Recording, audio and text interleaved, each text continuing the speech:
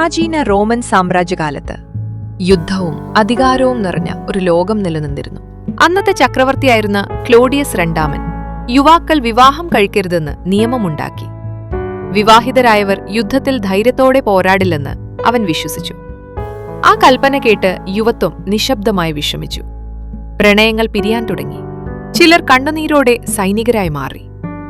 ആ വേദന ഭൂമിയിൽ നിന്നുയർന്ന് സ്വർഗത്തെ തൊട്ടു.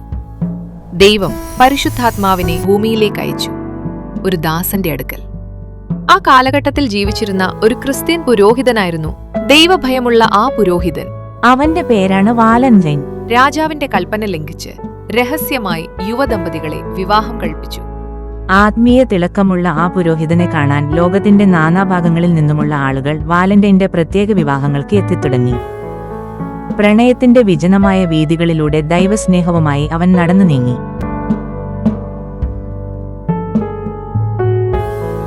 ഈ വിവരം രാജാവിനറിഞ്ഞപ്പോൾ വാലന്റൈനെ അറസ്റ്റ് ചെയ്തു.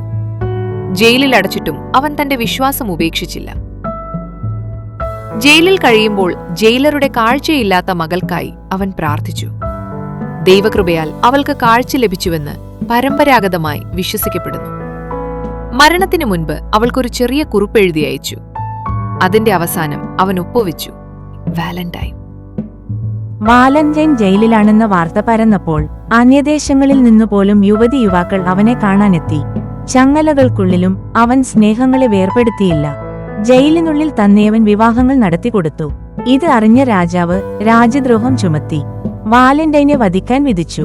അവന്റെ മരണത്തിനു ശേഷം ആയിരക്കണക്കിന് ദമ്പതികൾ അവന്റെ ശരീരം കാണാനും ആദരിക്കാനും എത്തി. അങ്ങനെ ഫെബ്രുവരി 14 സ്നേഹത്തിനായി ജീവൻ നൽകിയ ഒരു പുരോഹിതന്റെ സ്മരണയായി, പ്രണയിക്കുന്നവരുടെ ദിനമായി മാറി. നമ്മൾ ഈ കാലഘട്ടത്തിലായിരിക്കുമ്പോഴും വാലന്റൈന് നമ്മോട് പറയാനുള്ളത് ഒന്ന് മാത്രമാണ്: വിശ്വാസത്തോടെ പ്രണയിക്കുക. ശരീരത്തിന്റെ ഇഷ്ടങ്ങളെ തൃപ്തിപ്പെടുത്താൻ വേണ്ടി പ്രണയത്തെ കാണരുത്. കാരണം ദൈവം സ്നേഹമാണ്. സ്നേഹം ആത്മപ്രശംസ ചെയ്യുന്നതല്ല, അഹങ്കരിക്കുന്നതല്ല, സ്വാർത്ഥമല്ല, വഞ്ചിക്കുന്നതുമല്ല. ഒന്നാകുമ്പോൾ ദൈവ സ്വഭാവമുള്ള തലമുറയാണ് ജനിക്കുന്നത്.